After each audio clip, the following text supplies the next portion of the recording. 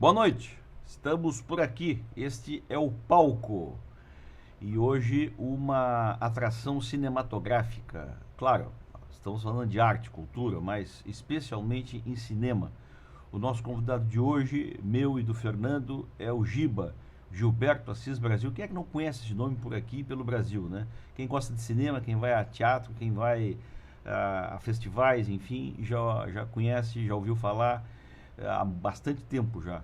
O Giba, além de cineasta, além de montador, já foi diretor, hoje não está dirigindo muito, isso ele vai nos contar daqui a pouco, mas ele é professor também desta arte na Unicinos, que é uma faculdade, para quem não sabe, da Grande Porto Alegre, de São Leopoldo, enfim, entre outras coisas. Vamos então trazer todo mundo já. O Fernando lá de Brasília, está aí o Gilberto Assis Brasil de Porto Alegre. Quanto tempo, hein, ô Giba? Bota Eu, tempo nisso. Melhor nem contar, melhor nem fazer é, as contas. eu sou do tempo que o Giba era matemático. Vocês não sabiam disso, né? Ah, é, é. É. O Raul Morô dizia: vamos ouvir o matemático, a Gilberto Assis Brasil, a loteria esportiva. Porque, pô, a satisfação aqui essa noite está na presença de dois ex-colegas, né? O É Fernando, que foi meu verdade. colega, meu colega de faculdade, É, e o Marcelo, meu colega na rádio, que a gente trabalhou junto na Rádio é, Gaúcha, exatamente nesse período aí que eu fazia matemática do é, futebol. Aí depois eu fui descobrir que a matemática era uma fórmula. E o Giba me deixou graciosamente esta fórmula, que a gente fazia uma continha e sabia quantos milhões ganharia quem fizesse 12 pontos e tal, não sei o que, aquela coisa toda, né? E o Moro Né? passou a me chamar de matemático também, imagina, eu tenho um horror a números, né? Mas enfim. Bom, o Giba, como eu já disse, o Giba se dedicou. O Giba é jornalista, mas se dedicou desde o início ao cinema. Eu tive até o prazer e tal de participar de dois filmes do Giba. O Deu Pra Ti Como anos 70. DJ, como DJ no Deu Pra Ti, né? Eu era o DJ, né? Eu Exatamente. fazia, interpretava eu mesmo, né? Porque eu fazia isso também depois, né? Mas deu pra ti anos 70 e depois no. Eu cheguei a fazer, eu acho que uma ponta, não me lembro direito, eu acho que eu vi as gravações do Beethoven. Ah, sim, sim. É. Exatamente. E que também o Giba dirigiu naquela época. O Fernando em Brasília conheceu o Giba antes de mim até, né? Hein, Fernando? Ah, acho que na faculdade e tal, a gente Foi um era pouquinho bem. antes, um pouquinho antes. Quantos anos tu tem, Giba? Eu tenho Tu é 63. mais novo que eu um Pô, pouco, mas, né? mas Né? que Eu tenho negócio é esse? Tu 63. perguntar 63. assim? Bom, estamos. Eu tenho 65. Ah, a velhice hoje é uma qualidade, É cara. Rapaz, verdade, é verdade. Eu tenho 65, então a gente meio. Eu acho que eu sou o Entrou meio. caçula aqui. tu é o caçula, tu é o É, caçula, Eu tenho exatamente. é porque eu, 59. eu entrei, eu entrei, saí e voltei 2 anos depois. Então deve ser mais ou Mesmo, menos aí que a gente. exatamente. A Eu gente não se sei se era cruzava da aí. mesma turma do Peninha, era, né? Sim, sim, Isso, exato. do Peninho Bueno, É, do Marco Schuster, enfim, exato. Essa turma, galera o aí. Fogacinha, aquela turma lá que toda se Olha só. formou junto comigo. Exato. Mas, ô Giba, vamos começar pelo começo aqui. Quando eu falei e andei te pedindo fotos de direção e tal, tu disse, não, eu não dirijo mais nada. A minha referência era o Giba diretor de cinema. Aí depois eu vi a tua foto montando um filme, né? Me conta um Isso. pouquinho, o que tu andaste fazendo aí, só para dar uma rabanada na história aí, para a gente entrar nessa história de pandemia, arte, cinema e cultura. É só rapidinho, né? Como a gente era pioneiro, né? Não pioneiro porque, enfim, não que não existisse cinema no Rio Grande do Sul na época, mas era uma coisa muito pouca gente, Aham, tinha muito pouca gente vivia disso, muito pouca gente trabalhava com isso. Então aconteceu isso, deu começar como diretor, né? Porque, aham, enfim, deu a possibilidade de fazer, fiz o Deu Pra Ti no 70, depois dirigi o Verdes Anos também, que foi aham, alguns anos depois. Mas logo em seguida me dei conta que direção não era minha praia. A direção exige um certo conjunto de qualidades que não eram as minhas. aham, Né? E aos poucos aquela coisa, como no jornalismo eu sempre preferia ser copydesk do que redator, eu sempre achava melhor ficar mexendo em cima do texto dos outros, né? eu terminei me colocando como montador de cinema, porque o montador é justamente isso, né? O copydesk, é o cara que termina corrigindo os erros e tentando encontrar o melhor caminho para aquilo que foi filmado. E às E vezes aos salvar o pouquinhos... filme, né? Oi? E às vezes salvar o filme. Isso é um pouco de lenda também, mas enfim, às vezes eu não sei se a gente salva o filme, mas se a gente fizer o trabalho errado, a gente mata um filme sem dúvida Isso nenhuma. é verdade. O montador consegue né? matar o filme. É. Bom, então aí o Giba foi ser esse montador. E há quantos anos tu faz isso, hein, Giba? Pois olha, eu dirigi o meu primeiro filme em 81, né, que foi o Deu Pra Ti no 70, na verdade filmamos em 80, né, terminamos em 81, exatamente na época que a gente se conheceu. E em 84 eu comecei a montar um curta, e aí fui montando curta, logo em seguida parei de dirigir, terminei escrevendo roteiros há algum tempo também, mas aos poucos cada vez mais fui me dedicando à montagem, então dá para dizer que faz 35 anos, 36 anos que eu sou montador.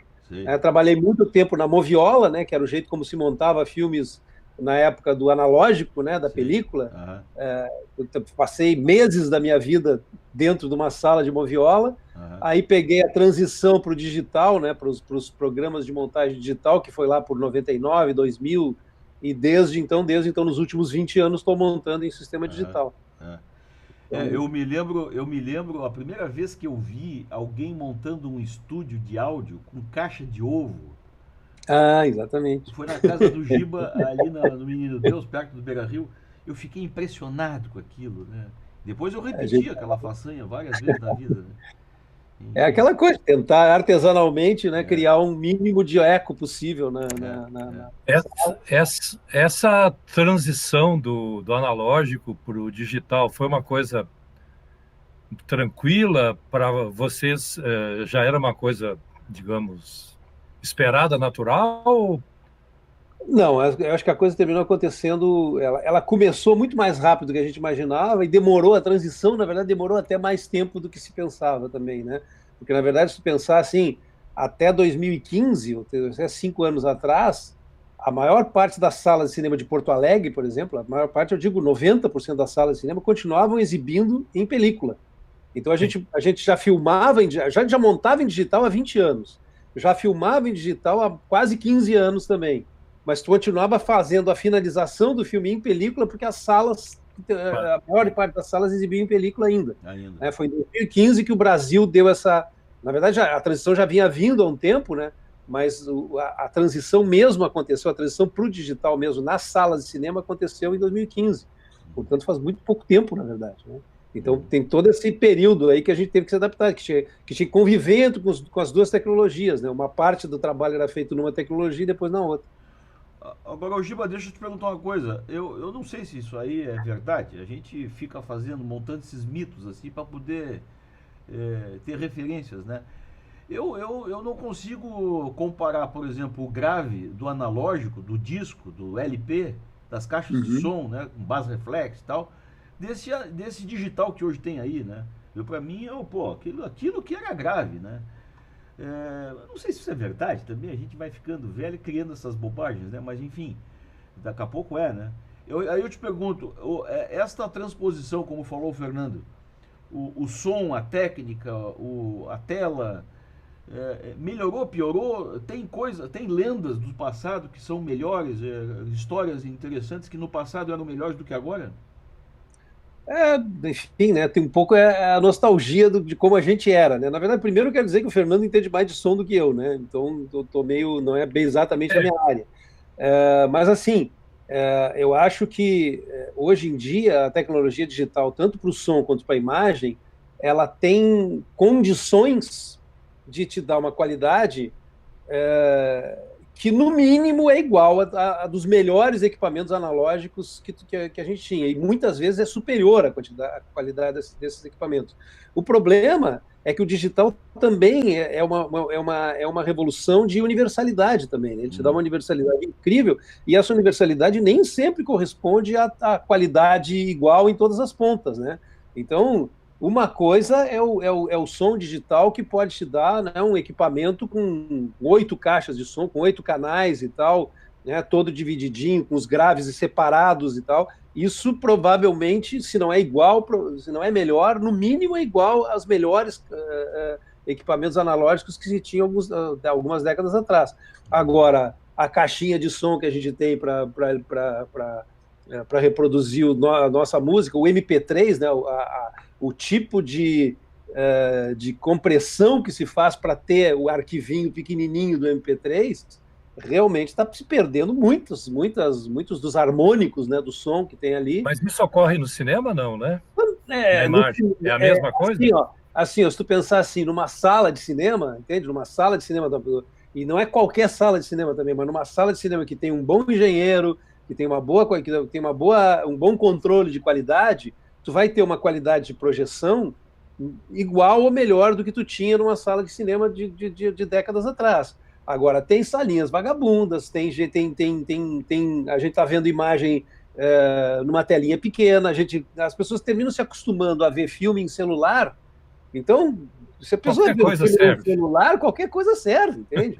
Então, ao mesmo tempo, eu digo isso, o digital ampliou o espectro, né?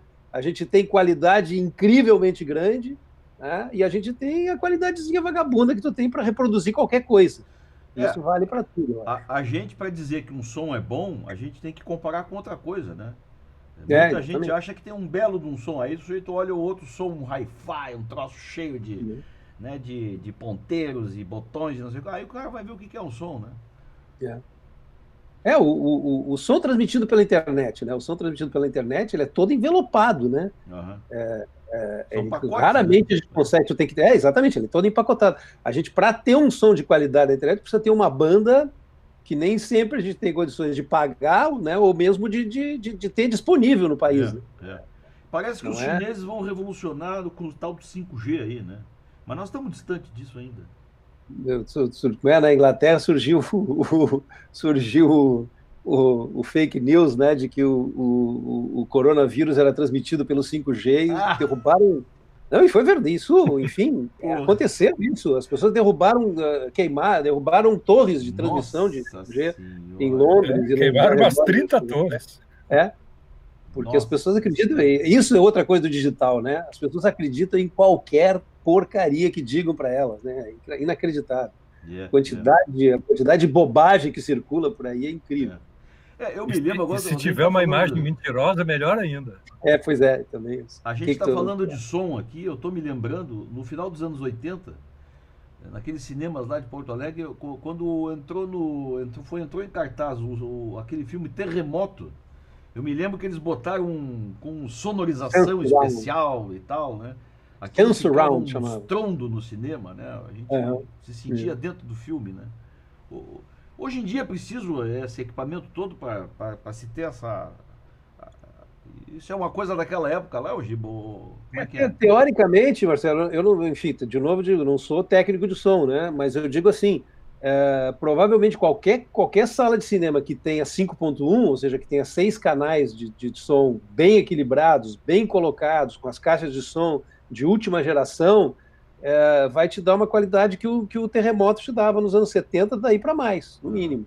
E o Terremoto usava muito mais caixas, né? Porque para criar aquele sistema, ele precisava de uma quantidade de canais muito maior. Eu me lembro que eles botavam caixas não só na frente da tela, mas atrás da gente, né? Sim, teoricamente todo cinema hoje em dia é equipado com 5.1. Nem sempre o 5.1 é o verdadeiro da Dolby, autorizado e tal, quase sempre às vezes é uma enjambração, né? Uma gambiarra que o cara faz. Mas se o cara tem um 5.1 Dolby, o cara tem uma qualidade de som incrível, ele consegue criar essa ambiência, né? Ter o som por todos os lados. Bom, eu tô cheio de coisas aqui para tratar com o Giba, mas não quero me atravessar com o Fernando, também deve ter também um monte de coisa. Pegar um gancho aí, nós estamos falando muito em sala de cinema, né? Como é que vai ser agora, daqui para frente, essa coisa da sala de cinema? Ou seja, as pessoas vão se sentir... tipo assim, o AV e o DV, né? O antes da vacina e depois da vacina. A sala de cinema é essa que a gente está vendo atrás do Giba aí, né? Isso aqui, tá? Mas eu acho que as salas vão ter que se adaptar, as pessoas vão perder sei lá. Como é que tu está vendo isso? Eu tô ouvindo muita coisa, tentando conversar com muita gente, e pelo que eu vi, assim, ninguém sabe exatamente o que vai acontecer. Algumas coisas que a gente está sentindo. Provisoriamente estão abrindo drive-ins no país inteiro, estão abrindo drive-ins, né? Aqui em Porto Alegre vão abrir 2 agora nos próximos meses, que é a ideia de tentar trazer as pessoas para o cinema dentro do carro, né? Com uma segurança maior, sem aglomeração e tal. Quem diria? Esse período de transição que vai durar alguns meses ainda, né? E não esqueça, né? Quando a gente fala de depois da vacina, não é depois que inventarem a vacina. É depois que inventarem, testarem, autorizarem, aplicarem na população do planeta inteiro e tiver resultado para isso. Isso vai levar, sei lá, 2 anos, 3 anos, não sei quanto tempo, não sei, estamos todo mundo chutando, né? Mas quanto tempo vai levar para ter isso? Então, até então, as salas de cinema vão ter que funcionar com metade ou com 1/3 da capacidade normal, e aí vale a pena tu ir ao cinema com 1/3 da capacidade normal? Algumas informações que a gente tem, tá? O filme da minha companheira lá, da Ana Luísa Azevedo, né? Que a gente terminou, a gente fez o filme ano passado inteiro, se chama Aos Olhos de Ernesto, é um longa-metragem com um ator uruguaio, uma história de velhice, de um velho uruguaio que mora em Porto Alegre e reencontra a vontade de viver a partir do contato que ele tem com uma menina. Não tem nada de pedofilia na história, é simplesmente uma questão de amizade e tal. Mas, enfim, esse filme ele estava para ser lançado na primeira semana de abril. E a gente estava com todo o projeto de lançamento, viagens marcadas, cabine em São Paulo, viagem do ator uruguaio, estava com passagem marcada para vir a Porto Alegre, para pré-estreia, enfim. E exatamente na semana da pandemia a gente teve que cortar. Bom, o que a gente tem agora? O filme foi lançado semana passada no festival de pré-estreias que o Espaço Itaú, que é uma das grandes redes, né, de cinema do Brasil, está fazendo está acontecendo agora. Hoje está lançando mais um filme, amanhã lança mais um. Tem vários filmes sendo lançados nesse festival de pré-estreias. O Aos Olhos de Ernesto estreou sábado e domingo, né? A gente não tem ainda os números de como é que foi o resultado. Sabemos que muita gente reclamou que tentou entrar na internet e não conseguiu ver o filme, outros conseguiram entrar e gostaram muito do filme. Isso por um lado, essa tentativa, né, de chegar nas pessoas através do online. Não é a mesma coisa, mas é uma possibilidade de ver filmes que sempre foi há bom tempo é uma possibilidade. Claro. Segundo, o filme está sendo lançado agora, mês que vem, no Japão, e com um lançamento bem interessante, uma proposta de lançamento em Tóquio, outra cidade do interior, e aparentemente o filme passou num festival em Busan, na Coreia, e foi muito bem recebido, e circulou muito bem entre os jornalistas. A Ana deu um monte de entrevista aqui para jornalistas do Japão. Os caras estão preparando A Ana é tua esposa, que também é do ramo. Exatamente. E ela é diretora. Ela é minha sócia na Casa de Cinema há 33 anos. E ela é diretora, né? Eu tenho montado os filmes dela, e não só os filmes dela, claro, também os outros filmes que a gente faz. Mas então isso é uma possibilidade. E outra coisa, uma informação que a gente teve de que na Noruega foi lançada semana passada, começaram a vender ingressos para cinema de novo, né? Porque lá eles tiveram um controle de pandemia completamente diferente do que nós. Parece que eles têm até um presidente da República lá, alguma coisa assim que funciona. Que eles tenham. Mas isso é outra coisa. Parece que até isso eles têm. E quando botaram os ingressos à venda, nos primeiros dias, assim, 96% dos ingressos colocados à venda foram vendidos. O que significa existe uma demanda, pelo menos na Noruega, de gente querendo voltar a ir ao cinema. Claro que ainda a sala de cinema com capacidade reduzida, né, com bancos, cada 3 bancos só um que está liberado, os outros cada 3 cadeiras só uma que está liberada, e assim por diante. Então mas tem perspectiva de volta, porque tem vontade das pessoas voltarem. Isso é uma coisa interessante. Parece que no cinema não é a catástrofe não é tão grande como na música, nos shows, né, Fernando? A aglomeração é maior. Né? Os shows, na semana anterior, a gente conversou com a menina jornalista aqui de Brasília que mora em Londres, né? Então, não tem a menor perspectiva de abrir casa nenhuma, teatro nenhum.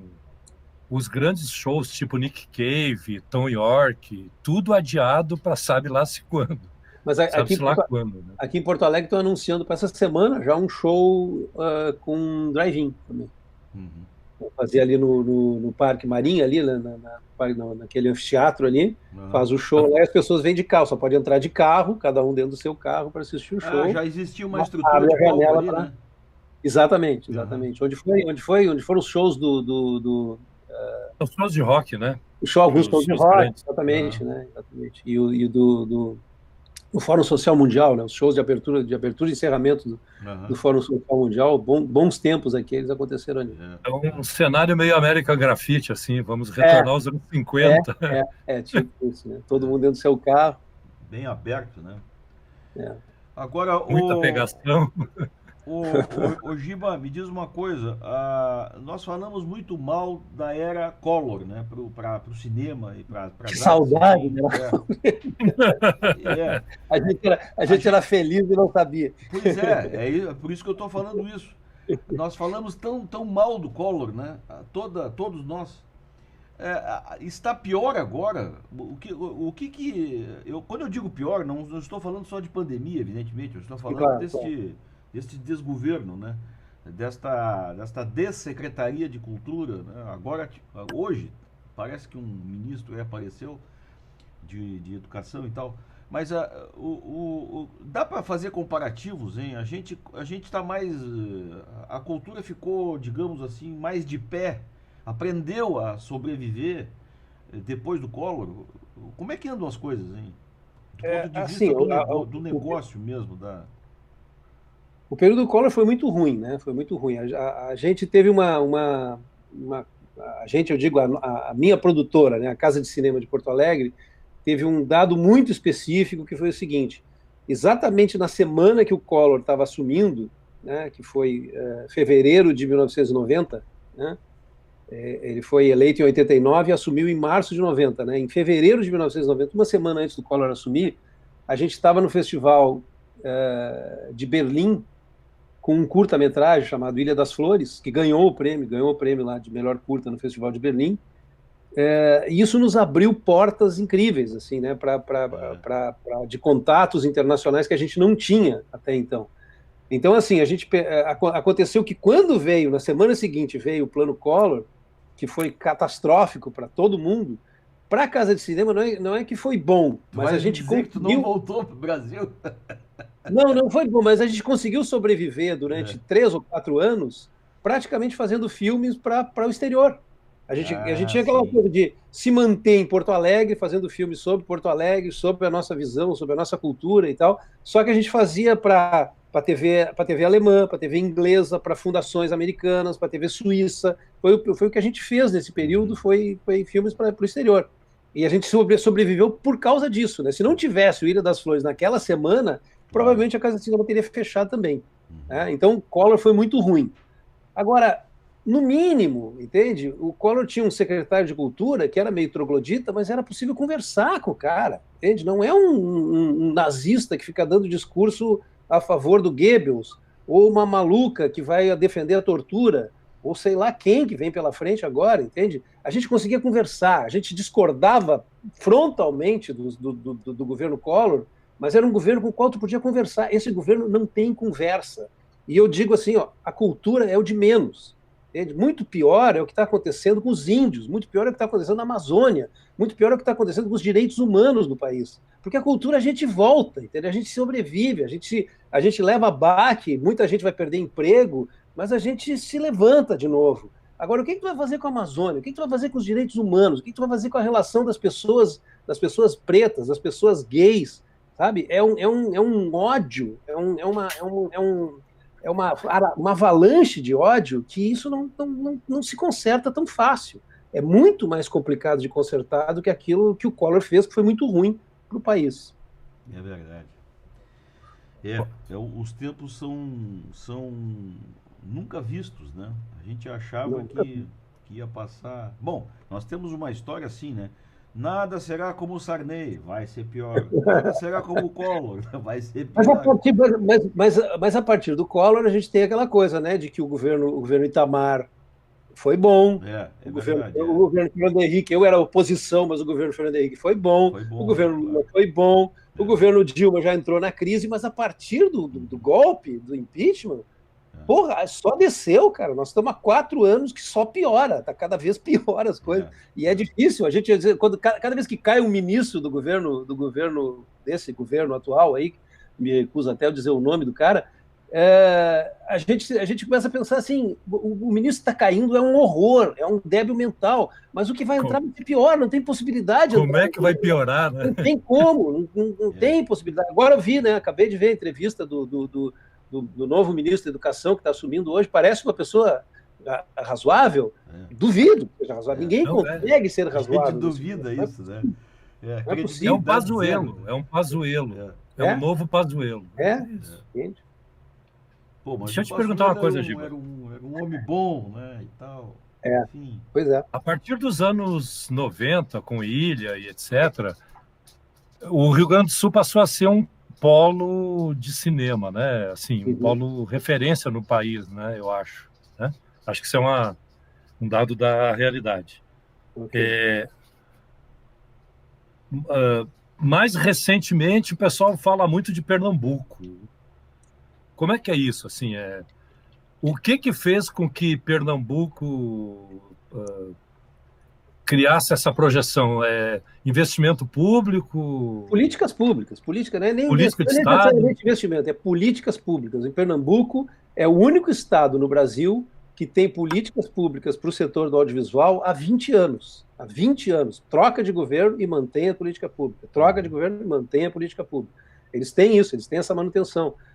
O Rio Grande do Sul tem um detalhe, né, que é o único estado desde a redemocratização que nunca elegeu um governador do mesmo partido da gestão anterior.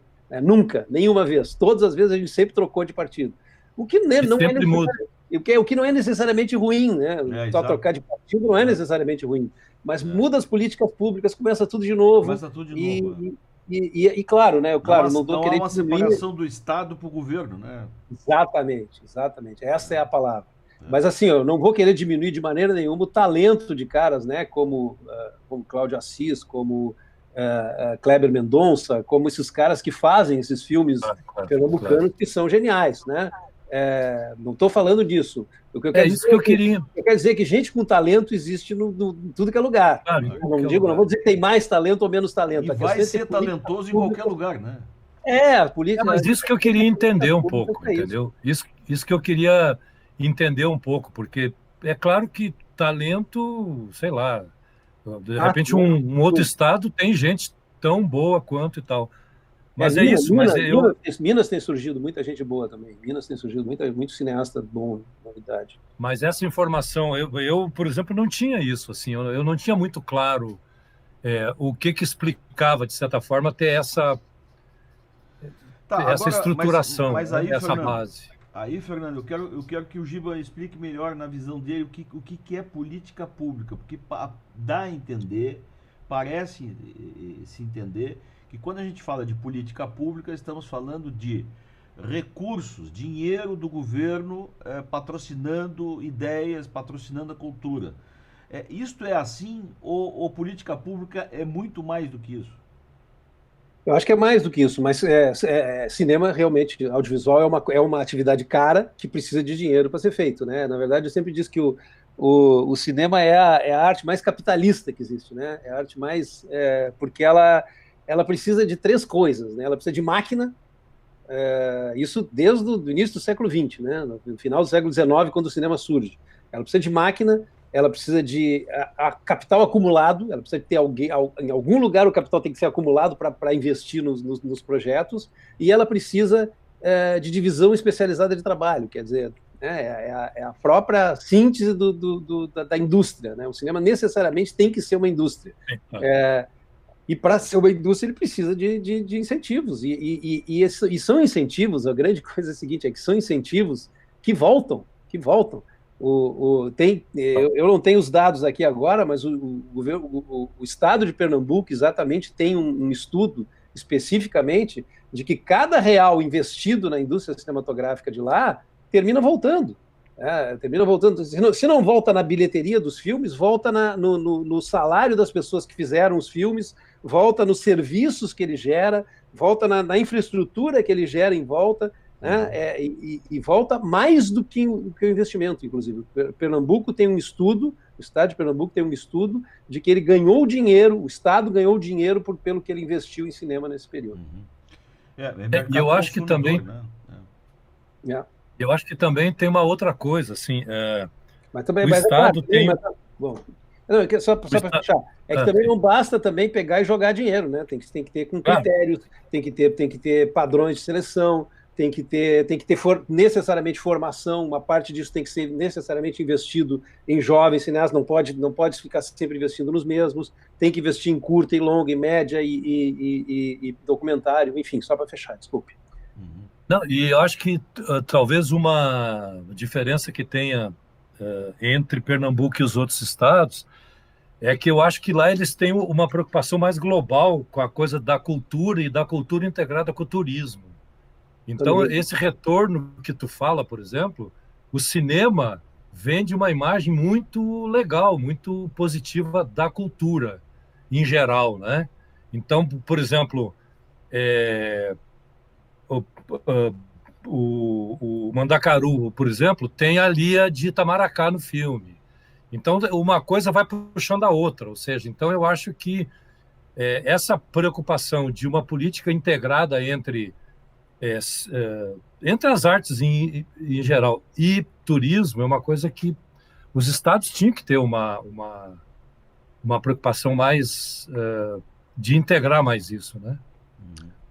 Enfim, às vezes tem, né, mas sempre é uma coisa que parece estar sempre começando do zero, parece estar sempre, vamos estudar, vamos ver qual é que é, e aí quando vai terminar, vai implantar, muda a gestão, governo. Termina o governo e começa tudo de novo. Agora, a ideia de continuar o que o governo anterior fez é que normalmente não se tem. Agora, o que vocês acham, e o Giba, o que tu acha, Giba, sobre... Se fala tão mal, principalmente esse pessoal que não gosta de muito Estado, né? Da presença do Estado, tem se falado muito e cada vez mais da Lei Rouanet, né? Eu mesmo já tentei fazer um livro com a Lei Rouanet, é bem complicado, tem que contratar alguém que conheça o negócio, é cheio de documento para cima e para baixo, mas enfim... Eu não sou um dos que criticam a Lei Rouanet, porque isso enfim, é uma atividade que mantém a cultura do país, né? Mal ou bem, mas vocês entendem que a Lei Rouanet precisa ser reformulada? Precisa perder esse estigma de que atende apenas quem já é grande? Isso é verdade ou é mito? É de quem fica querendo falar mal da Lei Rouanet? Na verdade, assim, em primeiro lugar, assim, se tu procurar, botar o meu nome no Google, botar o meu nome Lei Rouanet, tu vai ver que eu tenho críticas bem severas à Lei Rouanet, escritas 20 anos atrás. Tá na internet, se procurar, tu encontra. Na verdade, assim, o cinema cada vez menos usa a Lei Rouanet, né, porque o cinema tem mecanismos, principalmente depois que no governo Lula foi criada, né? Na verdade, a Ancine foi criada no governo Fernando Henrique, né?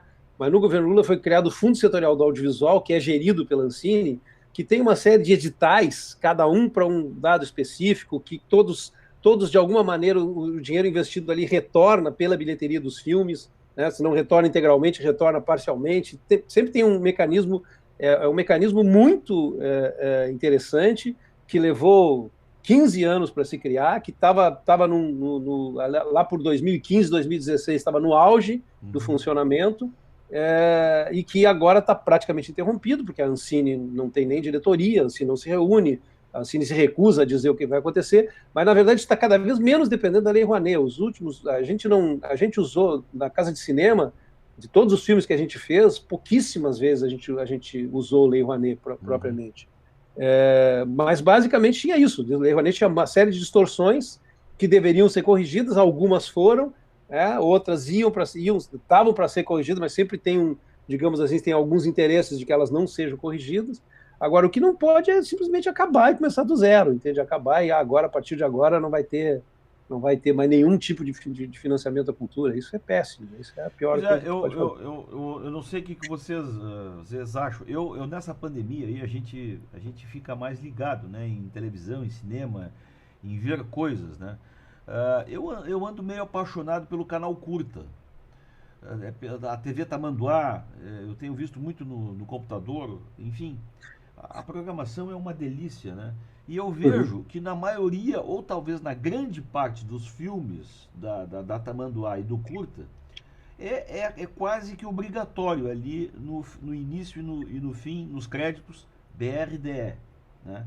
A marca do BRDE. É impressionante a marca do BRDE. Aí tu fala Mas na verdade nem necessariamente é dinheiro que vem do BRDE. O BRDE é o operador financeiro do Fundo Setorial do Audiovisual. O Fundo Setorial do Audiovisual é operado pelo BRDE. Né? E o dinheiro, na verdade, é o dinheiro que vem de mecanismos como imposto sobre transmissão, imposto sobre transferência de lucros de empresas estrangeiras, né? Tanto de televisão quanto de cinema, pagamento de taxas para ocupação para licenciamento de qualquer título para cinema, para televisão ou para internet, e principalmente de taxas sobre o uso de audiovisual no celular. Né?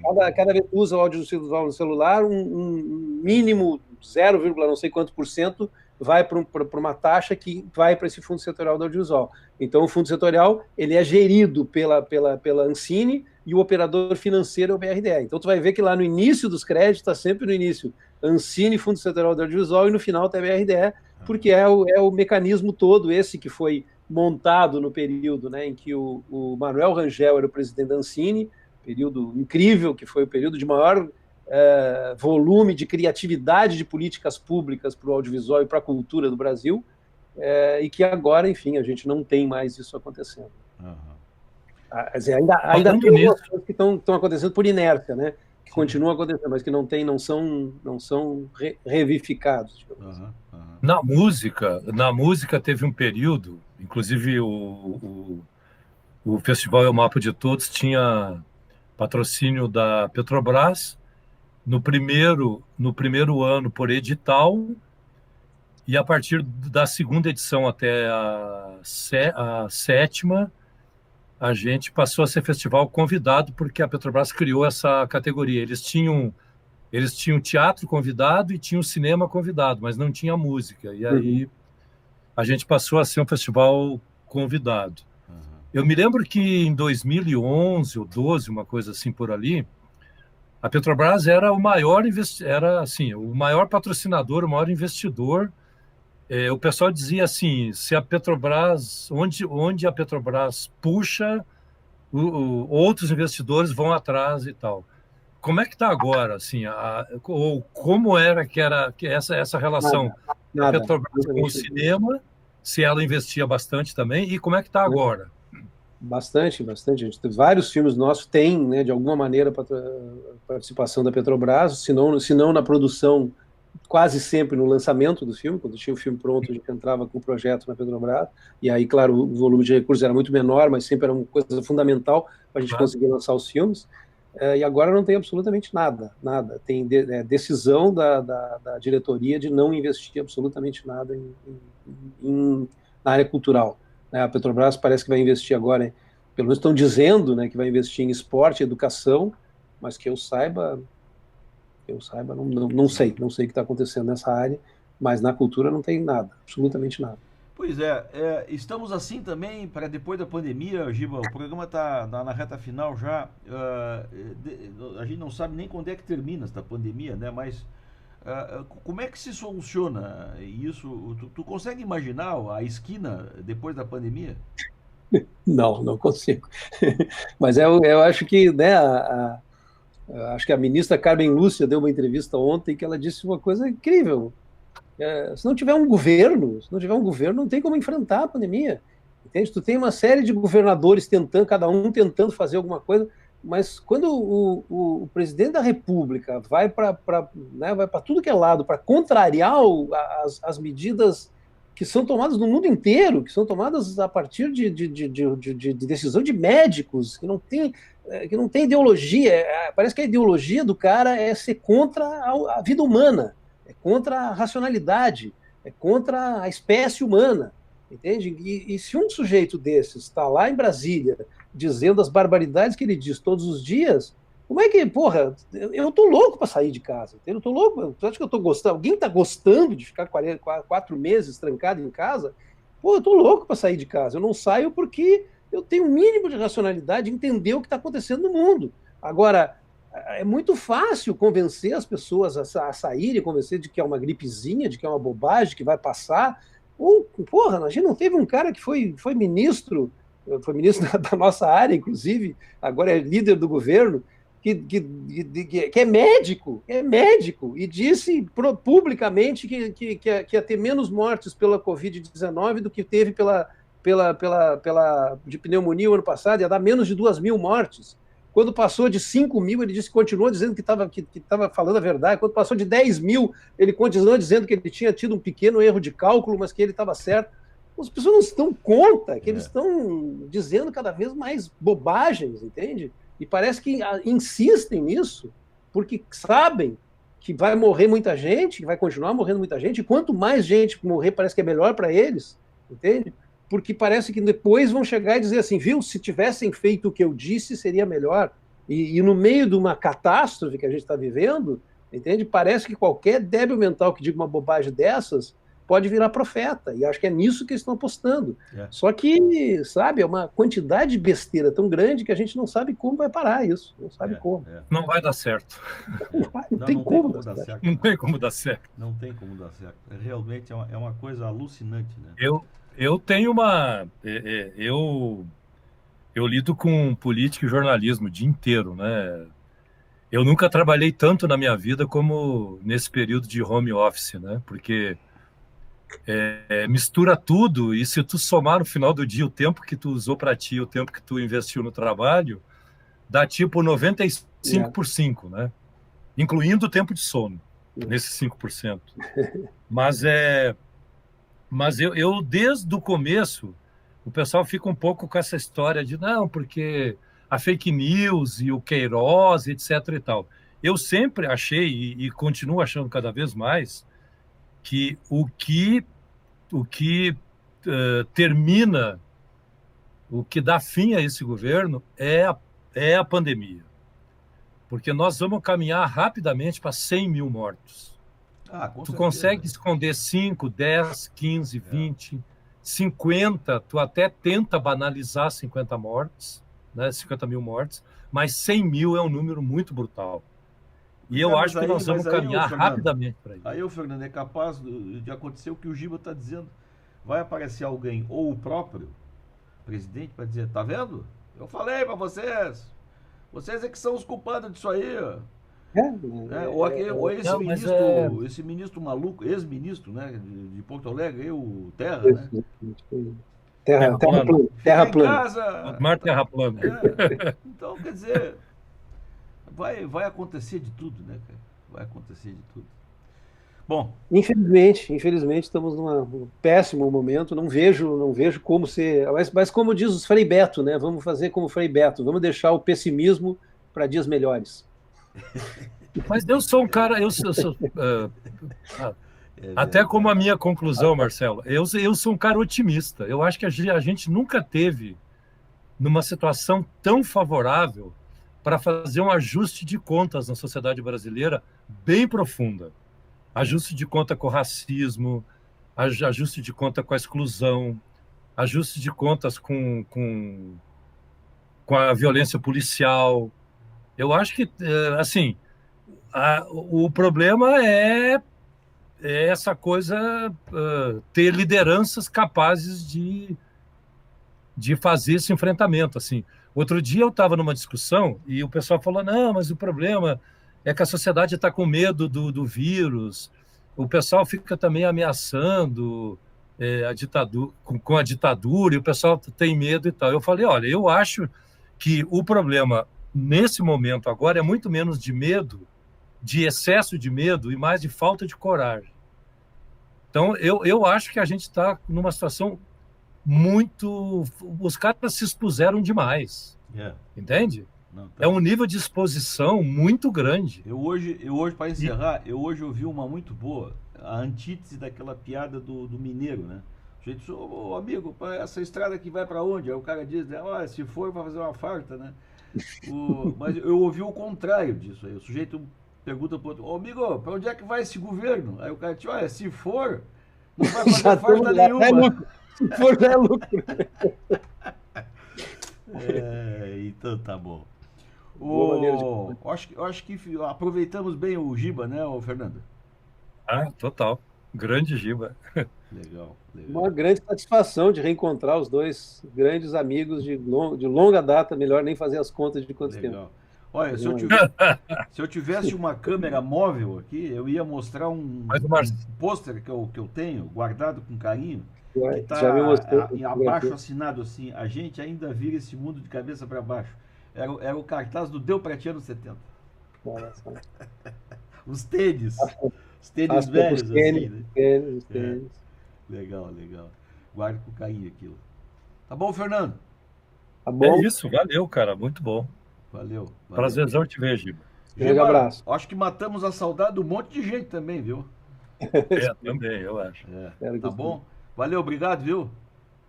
Tchauzão, hein? Os próximos programas, um deles que vai vir aí em seguida é o da esposa do Giba, a Ana, que também trabalha no ramo do cinema e que vai ter coisas boas para nos dizer aqui também. Tá bom, Giba? Tá bom. Convidada já. Tá bueno. Tchau, Giba. Um abraço, irmão. Tchau. Valeu, Fernando. Sai aqui. Foi o nosso palco desta semana, o Giba Assis Brasil. É isso aí, às vezes aparecem essas preciosidades por aqui, o Giba. Próxima semana, outro palco. Muito obrigado a todos, até a próxima.